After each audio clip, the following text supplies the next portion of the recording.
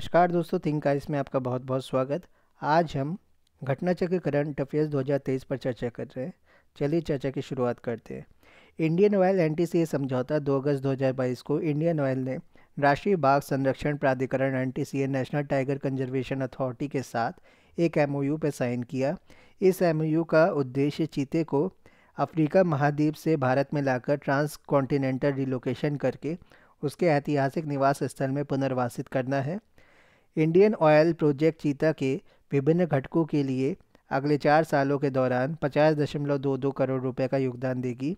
इन घटकों में शामिल है चीते का पुनर्वास, उसके प्राकृतिक वास का प्रबंधन और संरक्षण, पारिस्थितिकी विकास, स्टाफ प्रशिक्षण और पशु स्वास्थ्य सुविधा। इसके समझौता ज्ञापन एमओयू के हस्ताक्षर और उद्देश्य को देख लेते हैं। तो साइन किसके बीच में हुआ? इंडियन ऑयल और राष्ट्रीय बाघ संरक्षण प्राधिकरण एनटीसीए द्वारा।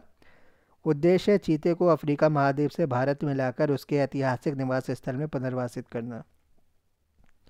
इंडियन ऑयल कॉरपोरेट सामाजिक उत्तरदायित्व कॉरपोरेट सोशल रिस्पॉन्सिबिलिटी सीएसआर के तहत प्रोजेक्ट चीता को समर्थन देने वाला पहला कॉरपोरेट निकाय है। उल्लेखनीय है कि यह इंडियन ऑयल ने पिछले वर्ष एक सींग वाले भारतीय गैंडे इंडियन सिंगल हॉर्न राइनो को अपना शुभंकर मैस्कॉट घोषित किया था। वर्तमान परिप्रेक्ष्य में 17 सितंबर 2022 को प्रधानमंत्री नरेंद्र मोदी ने जंगली चीतों को कूनो राष्ट्रीय उद्यान मध्य प्रदेश में रहने के लिए मुक्त कर दिया। इन चीतों को नामीबिया से लाया गया है। जिन 8 चीतों को कूनो राष्ट्रीय उद्यान में छोड़ा गया उनमें 5 मादा चीते और 3 नर चीते शामिल हैं। उल्लेखनीय है कि वर्ष 1952 में देश में विलुप्त घोषित हो चुके चीते की लगभग 7 दशकों बाद भारतीय भूमि पर वापसी हुई है। ज्ञातव्य है कि चीतों का भारत में पुनर्वास प्रोजेक्ट चीता के तत्वावधान में संभव हुआ है, जो कि विशाल जंगली मांसाहारी जानवर के अंतर महाद्वीपीय स्थानांतरण के विश्व की प्रथम परियोजना है। ये world first intercontinental large wild carnivore translocation project है। ये प्रमुख तथ्य देख लेते हैं। नामीबिया से भारत में चीतों को स्थानांतरण में नामीबिया स्थित एक अंतर्राष्ट्रीय गैर लाभकारी संगठन चीता कंजर्वेशन फंड सीसीएफ की भी महत्वपूर्ण भूमिका रही है। प्रत्येक चीते के गले में एक satellite GPS VHF radio collar पहनाया गया है ताकि उनकी निगरानी एवं व्यक्तिगत पहचान संभव हो सके। उल्लेखनीय है कि चीते की उप प्रजाति जो भारत में विलुप्त हो गई थी वह एशियाई चीता वैज्ञानिक नाम एसाइनोनिक्स जुबैटस वेनाटिकस है, जबकि वह प्रजाति जिसे नामीबिया से भारत लाकर बसाया गया है वह अफ्रीकी चीता वैज्ञानिक नाम एसिनोनिक्स जुबैटस जुबैटस है। निष्कर्ष देखते हैं। प्रोजेक्ट चीता के तहत चीते के भारत में पुनर्वास का न केवल राष्ट्रीय महत्व है बल्कि यह पारिस्थितिकी तंत्र के संतुलन के लिए भी आवश्यक है।